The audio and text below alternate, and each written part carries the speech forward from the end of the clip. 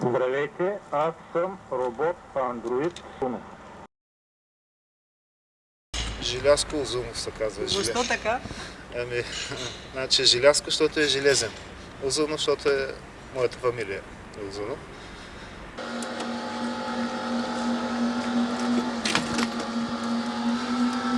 Идеята е много отдавна, може би от преди 25-30 години. Но просто тогава нямах възможност да го осъществя.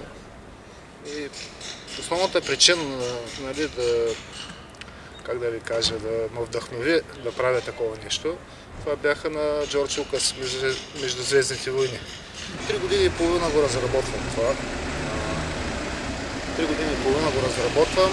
Всичките материали, които са вкарани, са втора употреба.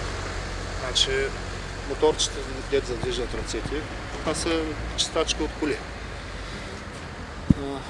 Те са от вторична суровина, взети от всякакви коли. Имам от Заска, имам от Лада, от БМВ, от Рено.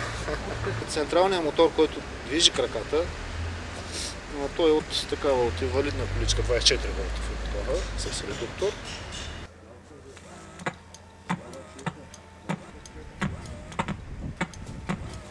Той в момента може да се движи ръцете, примерно да показва някакъв продукт, като наближи човек. Има видеокамера, едното око е видеокамера, заедно има монитор и радио за музика. Нали. Може ли хора да вози това нещо сега, да се движи? А колко средства ви струва? Смятали ли сте? Грубо? Грубо около една кола втора употреба. Нали, даже бих казал трета употреба. Около някъде 3000 лева. Излезе втора употреба кола. Така.